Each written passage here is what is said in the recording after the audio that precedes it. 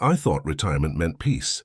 Sitting on my terrace in Cebu, watching the sunset paint the mountains gold, I believed I'd finally found my sanctuary. At 57, after decades of Michigan winters and factory noise, the Philippines felt like salvation. The quiet mornings, the simple routines, the gentle woman who brought warmth back into my life, it all seemed perfect. But peace is fragile, and family loyalty runs deeper than love in places like this. When her nephew showed up at my door with that hungry look in his eyes, I should have known my quiet life was over. Some invitations you can't refuse, even when they're not really invitations at all. Sometimes the people you trust most are the ones who know exactly how to take everything from you, one small favor at a time. If our stories resonate with you, don't forget to like, comment, and tell us where you're watching from. A retired American reached out to us through our contact form. He didn't want his real name used, but he needed someone to hear what happened when his Philippine paradise became his personal hell.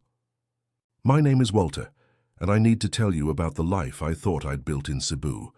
At 57, after 32 years working the assembly line at Ford in Dearborn, I was done with Michigan winters and empty houses. My divorce had been finalized for 3 years, my kids barely called, and I was sitting on a decent pension that could stretch far in Southeast Asia. I'd researched the Philippines for months, watching YouTube videos about expat life, reading forums about retirement visas. Cebu seemed perfect, not too big like Manila, not too remote like some islands. I found a small house in Lahug, nothing fancy, but it had a terrace overlooking the mountains and cost less per month than my old cable bill. The quiet hit me first. No factory horns, no highway noise, just roosters in the morning and gentle rain on tin roofs. I developed routines that felt sacred. Coffee at sunrise, grocery runs to Ayala, evening walks through the neighborhood where kids would shout, "Hello, Joe," and wave. For 8 months, I lived exactly the retirement I'd dreamed of. Simple, peaceful mine. My neighbors were friendly but respectful of boundaries. The local sari-sari store owner, Mrs. Santos, would save me fresh pandesal every morning and practice her English while I fumbled through Cebuano phrases. "Good morning, Walter," she'd say with that warm Filipino smile. "Beautiful day, no?" And it was beautiful, every single day. I'd wake up naturally around 6, no alarm needed, and sit on my terrace with my coffee watching the city slowly come alive below me. The mountains in the distance would catch the morning light, and I'd think about how far I'd come from those gray Detroit suburbs where I'd spent most of my adult life. I wasn't lonely exactly. Loneliness requires wanting something you don't have, and I felt complete in my simple routine. I'd video call my daughter Sarah every Sunday, and she'd comment on how relaxed I looked. "Dad, you seem different," she said during one call. Happier. I was different. For the first time since my marriage fell apart, I wasn't angry or bitter. I wasn't counting down days until weekend or dreading Monday mornings. I was just existing in a peaceful rhythm that felt sustainable forever. My little house became my world, and I loved every corner of it. The kitchen, where I learned to cook simple Filipino dishes. The living room with my comfortable chair and collection of books. The spare bedroom I used as an office for managing my finances and staying in touch with home. Everything had its place, and I had mine. She appeared on a Tuesday morning at the local market, like something out of a travel brochure. Luz was 34, with kind eyes and a smile that made me feel younger than I had in years. She worked at a small restaurant near my house, and we started talking when I became a regular customer. Nothing rushed, nothing desperate, just easy conversation over morning coffee and her incredible adobo. Luz was different from the women I'd known back home. She listened when I talked, laughed at my terrible Cebuano attempts, and never made me feel like an old fool trying to start over. "Your Cebuano is getting better," she'd tell me with genuine encouragement, even when I'd completely butcher a simple phrase. "But maybe stick to salamat for now." We'd both laugh, and I'd feel that warmth you get when someone sees your effort rather than your mistakes. Our conversation started simple, her asking about my day, me complimenting her cooking, but gradually deepened into something more meaningful. She told me about growing up in a small town outside Cebu, about her dreams of someday visiting America, about the English classes she took at night to improve her opportunities. I shared stories about Michigan, about working in the auto industry, about what it felt like to start over at my age. "You're brave, Walter," she said one evening as we sat outside her restaurant after closing time. Not many people have courage to change their whole life. The way she said it made me believe it might be true. We began spending evenings together on my terrace, her teaching me Bisaya phrases, while I showed her pictures of Michigan snow on my phone. "This is real?" she'd ask, staring at photos of my old house buried in 3 feet of snow. "How do people live like this?" I'd try to explain winter to someone who'd never experienced anything colder than air conditioning, and we'd end up laughing at the impossibility of it all. 3 months later, she moved in. Not for money. She had her own job, her own life. But because we both felt something real growing between us. She transformed my house into a home. Plants appeared in corners I'd never noticed. The smell of her cooking replaced my sad bachelor meals, and suddenly my retirement had purpose beyond just existing.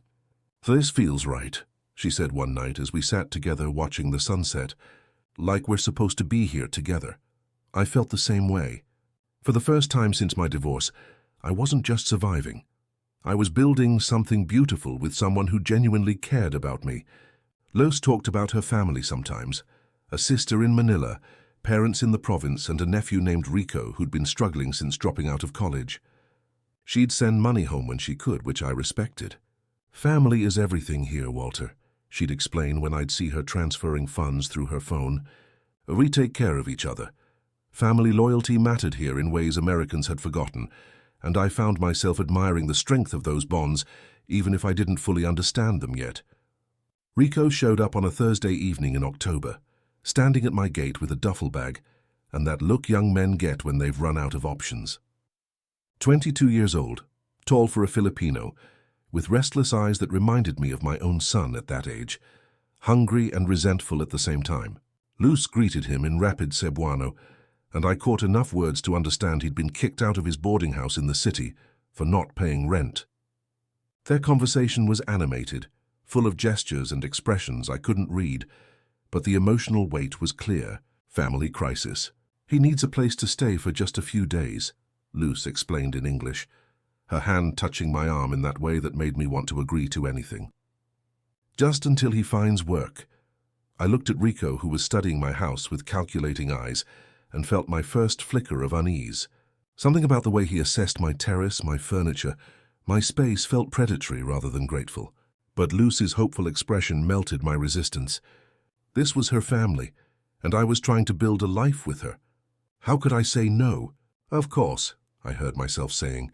"He can use the extra room." Rico's smile didn't reach his eyes when he thanked me in broken English. "Thank you, Uncle Walter. I will not be trouble." The way he said uncle felt premature, presumptuous, but I brushed off my discomfort. He moved into my spare bedroom that night, and I told myself it was temporary. I was wrong about everything. At first, Rico seemed grateful and respectful. He helped with small chores around the house, accompanied me to the market, and even taught me some Cebuano slang that made Luz laugh.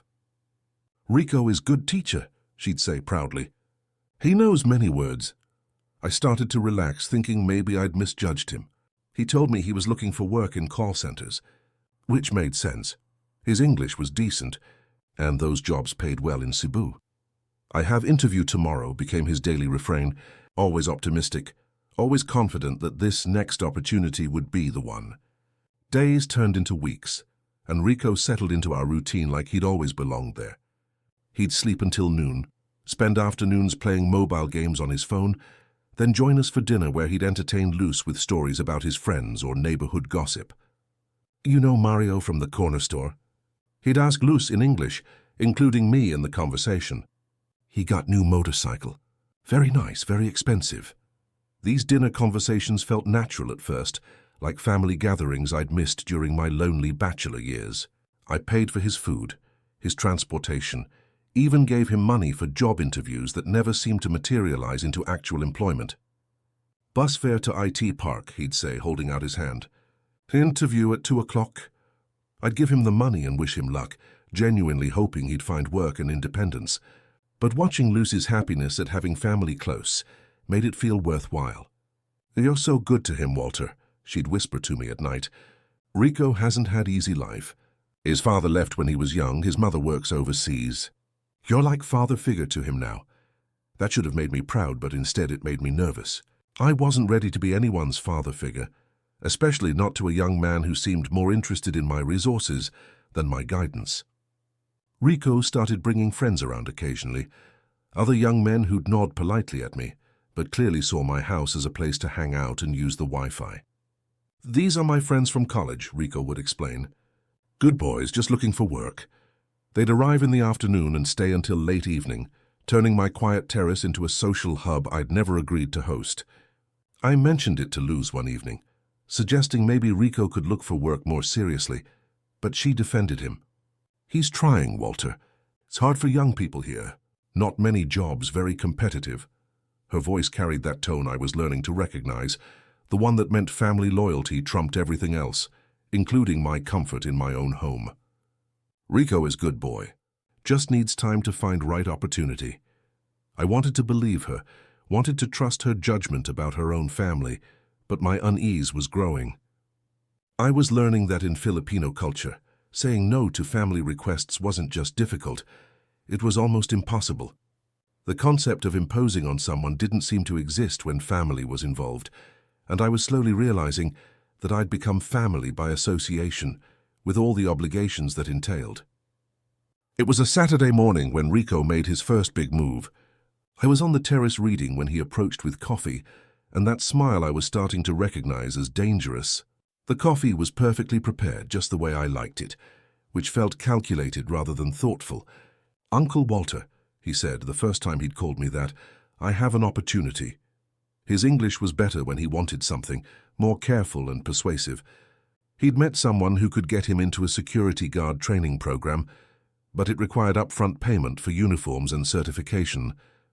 5,000 pesos, about $100. Not much by American standards, but I'd already been supporting him for 6 weeks.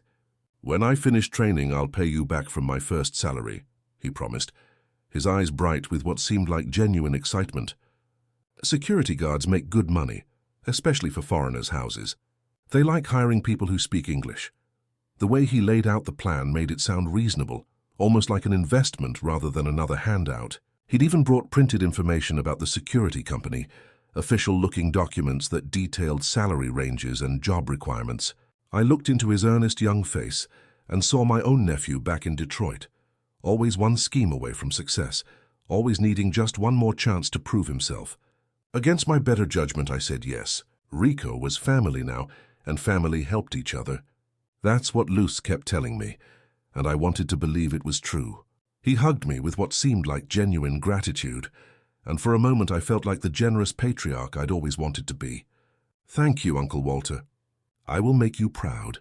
You will see." The money disappeared from my account that afternoon through online transfer, and Rico showed me the receipt as proof of his commitment. 2 weeks later, when I asked about the training program, Rico got vague. "Some delays with the paperwork," he explained, avoiding eye contact. "Government here is very slow, but soon, Uncle, very soon." I was starting to understand that soon in Filipino time could mean anything or nothing at all. When I pressed for specifics, which office, what paperwork, when exactly, Rico's answers became circular and confusing. "You know how it is here, Uncle. Everything takes time." But I keep following up. By November, my quiet house had become a hub for Rico's social circle.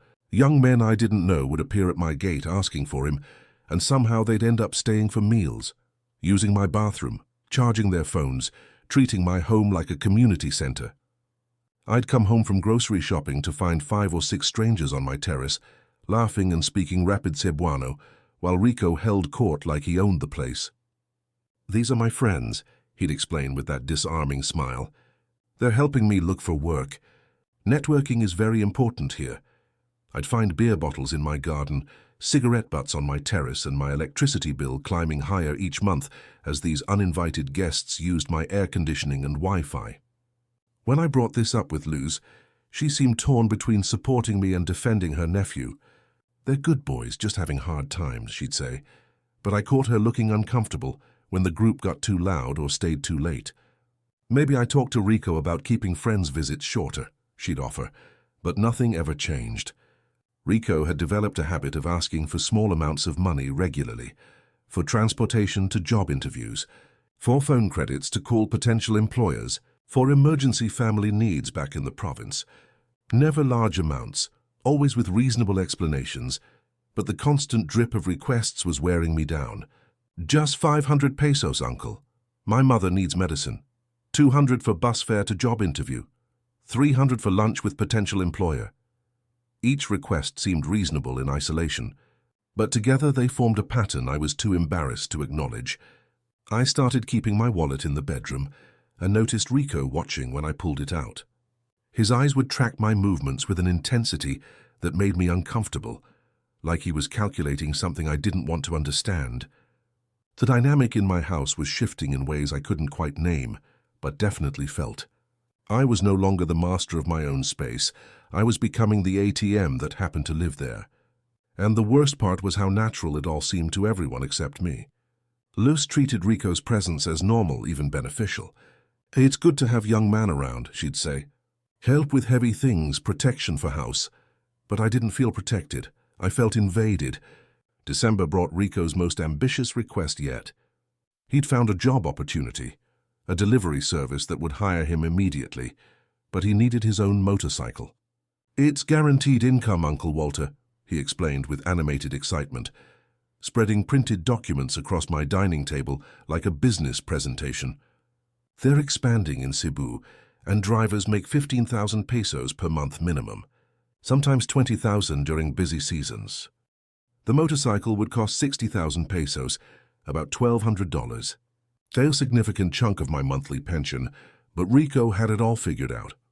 He'd pay me back within 4 months, and then I'd have reliable help with groceries and errands, since he'd have transportation. It sounded almost reasonable when he laid it out, complete with printed job postings he'd downloaded from the internet and salary charts that showed delivery drivers earning decent money. "Look, Uncle," he said, pointing to the numbers. "Even conservative estimate, I can pay you back in 4 months. Maybe 3 if business is good." Luz was cautiously supportive, saying it would be good for Rico to have steady work and independence. "Finally he can stand on his own feet," she said that night as we discussed the proposal. "No more asking for small money all the time." I spent 3 sleepless nights weighing the decision. $1,200 wasn't going to bankrupt me, and if it meant Rico would finally become self-sufficient, maybe it was worth the investment. The alternative, having him indefinitely dependent on my generosity, felt worse. I agreed, and Rico's joy seemed genuine when I transferred the money to his account. "Uncle Walter, you are saving my life," he said, his voice thick with emotion. I will never forget this kindness. We went together to buy the motorcycle, a used Yamaha that looked decent enough for delivery work. Rico was ecstatic, posing for photos, calling friends to share his excitement, promising this was the turning point he'd needed. "Now I can be real, man," he told me as we filled out the paperwork. "Have job, help family, pay back Uncle Walter." For one afternoon, I felt like I'd made the right choice. Rico seemed transformed by the responsibility, talking seriously about work schedules and delivery routes, even asking for advice about managing money and building savings. The motorcycle disappeared within a week. Rico claimed the motorcycle was stolen from outside the delivery company's office while he was in orientation. "I parked in secure area," he explained, his voice shaking with what seemed like genuine distress. "Guard said it was safe, but when I came out, gone.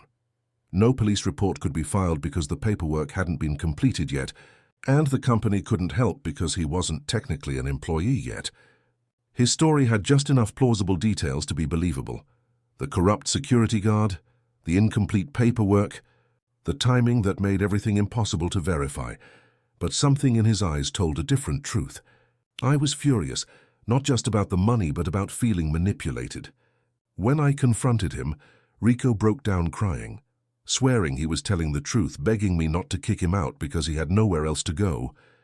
"Please, Uncle Walter, I know how this looks, but I swear on my mother's life motorcycle was stolen. I would never lie to you." His tears seemed real, his desperation palpable, and I found myself caught between fury and pity. Luz supported his story, saying motorcycle theft was common in Cebu, and that Rico was devastated by what happened. "Poor boy is so ashamed," she told me. "He wants to work, but these things happen here. Crime is big problem." For a week, Rico was the picture of remorse, helping around the house, staying home instead of going out with friends, speaking in hushed, apologetic tones whenever he had to ask for anything. I almost believed his act until I saw him laughing with his friends outside the neighborhood convenience store, showing off a gold chain I'd never seen before. The chain was thick and expensive looking, definitely not something you'd buy if you'd just lost a motorcycle and felt genuinely devastated about disappointing your benefactor. When I mentioned this to Luz, she made excuses about him trying to stay positive despite his troubles. Maybe friend gave him chain, she suggested. Rico has good friends who help when he's down. But I could see the doubt in her eyes too, the first crack in her absolute faith in her nephew's honesty. I realized I was trapped between my growing suspicion and her unwavering family loyalty. Confronting Rico directly would mean confronting Lucy's trust in him, and I wasn't ready to risk our relationship over money. But the seed of doubt had been planted, and it was growing into something I couldn't ignore. January marked 6 months of Rico living in my house, and my patience was evaporating. He'd stopped pretending to look for work, spending his days sleeping and his evenings out with friends, who still treated my house like their personal hangout spot. My grocery bills had tripled, my utility costs were astronomical, and I was hemorrhaging money on Rico's constant small requests while getting nothing in return except stress and resentment. The requests had become more frequent and less apologetic. "Uncle, I need money for lunch," rather than, "Uncle Walter, I'm sorry to ask, but could you help with lunch money?" The shift in tone was subtle but significant, moving from gratitude to entitlement. The dynamic between Luz and me was shifting too. She'd become defensive about any criticism of Rico, and I found myself biting my tongue to avoid arguments. "You don't understand Filipino family culture," she'd say when I tried to express my frustration. "In America, maybe you kick out family when they have problems, but here we support each other." Her words stung because they contained just enough truth to make me feel guilty for my resentment. But the final straw came when I discovered my laptop missing from my bedroom. It was an older model but contained photos, documents, and personal files I'd accumulated over years, irreplaceable memories of my life before the Philippines. When I asked Rico about it, he claimed he'd borrowed it to apply for online jobs and left it at an internet cafe to download his resume.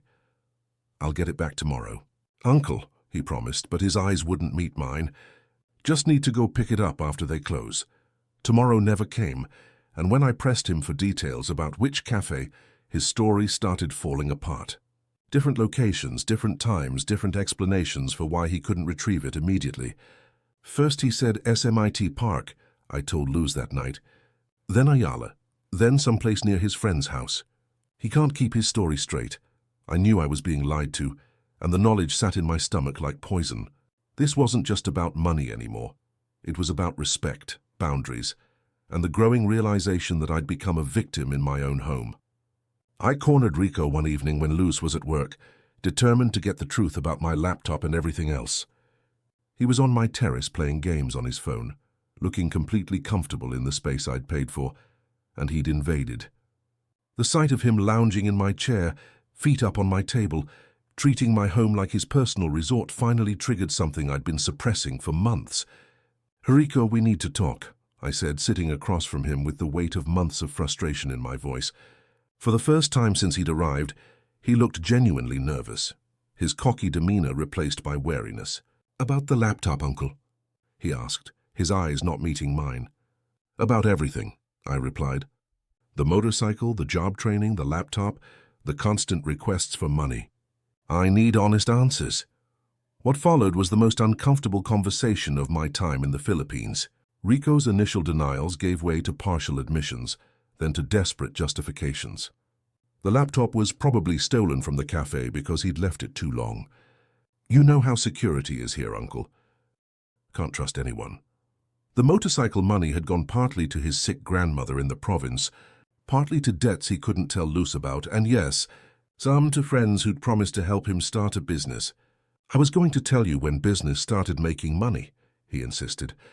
The job training had been real, but he'd spent the money on other urgent needs and planned to attend later. "Training happens every month, Uncle. I can still go when I have money again."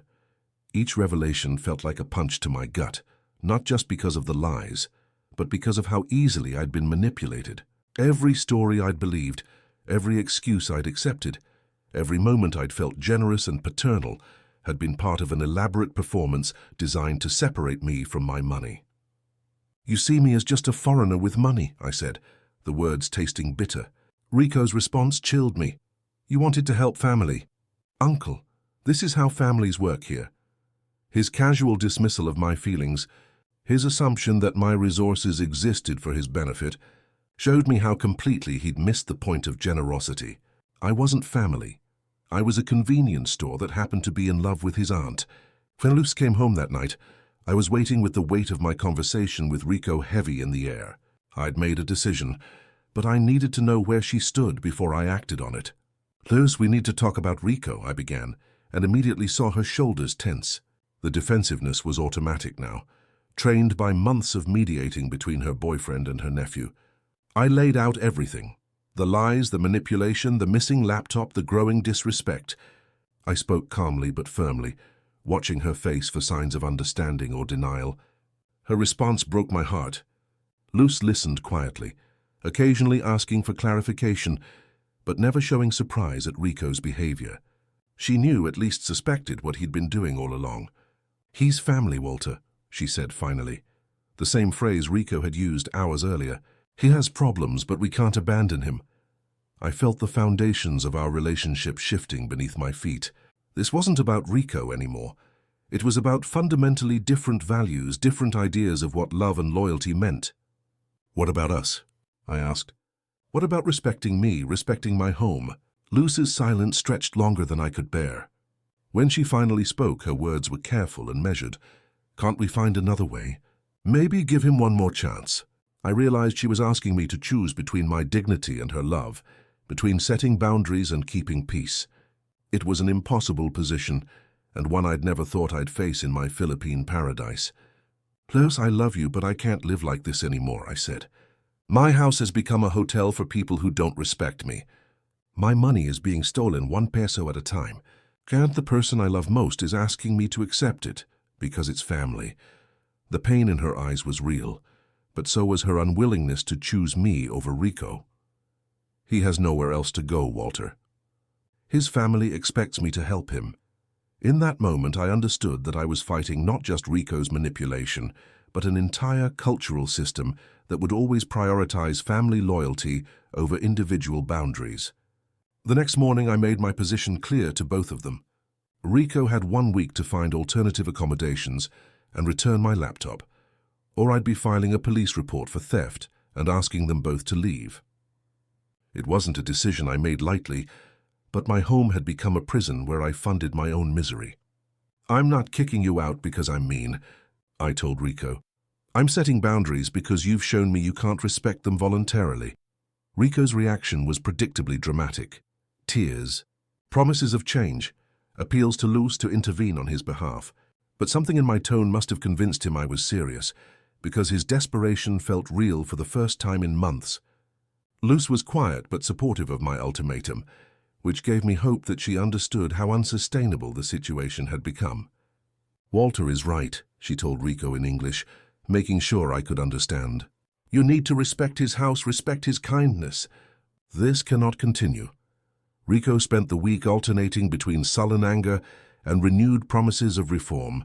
He claimed to be looking for both housing and work, bringing home newspaper classifieds and showing me apartment listings on his phone. But I'd learned to distinguish between Rico's performance and reality, and most of his efforts seemed designed to buy time rather than solve problems. The laptop never reappeared, and his explanations became increasingly elaborate and unbelievable. "Cafe owner is investigating," became "police are checking security cameras," became "insurance will pay for replacement." By the 6th day, I knew he was calling my bluff, believing that Luz would ultimately protect him from consequences. He was about to learn that even in the Philippines, some foreigners could find their backbone when pushed too far. I started researching police procedures for filing theft reports and looking into whether I needed legal help to formally evict someone from my property. The threat was real, and I was prepared to follow through. On the 7th day, Rico was gone. I woke up to find his room empty, his clothes missing, and a note on my kitchen table written in careful English. "Uncle Walter, I'm sorry for the troubles. I will pay you back someday. Thank you for helping my family. No forwarding address, no contact information, just an empty promise and the relief of silence in my house. Luz was devastated but not surprised. I told him last night that he had to respect your decision, she explained, and I could see the pain in her eyes at choosing between family loyalty and our relationship. I said if he really cared about family, he wouldn't destroy my happiness. The aftermath was complex and emotional. My laptop was gone forever, along with about $2,000 in various loans and expenses I'd never see again. But more than the money, I'd lost something harder to quantify. My naive trust in the expat dream, my belief that good intentions could bridge any cultural gap. Luz and I had difficult conversations about boundaries, expectations, and what it meant to build a life together when family obligations could override personal commitments. I never want to choose between you and family again, she told me one night as we sat on the quiet terrace. But I understand now why you had to make me choose. We're still together, but our relationship changed fundamentally. She understands now that my generosity has limits, and I understand that family loyalty in the Philippines operates by rules I'll never fully grasp. We've established clear boundaries about money, guests, and household decisions. No one stays in our house without both of us agreeing. No loans to family members without written agreements and payment schedules. No guests who don't respect our home and our relationship. It's not the carefree romance we started with, but it's honest and sustainable. Rico contacts Luz occasionally through social media, always with new schemes and requests for help that she politely declines. He's working somewhere in Manila, she tells me, though whether that's true is anyone's guess. Sitting on my terrace now 8 months after Rico's departure, I understand my story differently than I did while living it. I wasn't the victim of an elaborate scam. I was the enabler of a young man who saw opportunity and took it, just like young men do everywhere when older men make it easy for them. The difference was cultural. In Rico's world, extended family resources were communal property, and boundaries around personal wealth were suggestions rather than rules. My mistake wasn't being generous. It was assuming that generosity would be reciprocated with gratitude and respect, according to my cultural expectations. I learned that retirement in the Philippines requires different skills than I'd developed in Michigan. Here, you need to distinguish between genuine need and opportunistic manipulation, between cultural differences and personal exploitation. You need to set boundaries early and maintain them consistently, even when it feels uncomfortable or ungenerous. Most importantly, you need to understand that saying no isn't cruelty. It's often the kindest thing you can do for everyone involved. Would I do it again? Parts of it, yes. I'd still choose the Philippines, still choose Luz, still believe in the possibility of building a meaningful life away from everything familiar. But I'd be smarter about protecting what I've worked for, clearer about expectations, and more willing to trust my instincts when something feels wrong. Rico taught me that paradise isn't a place.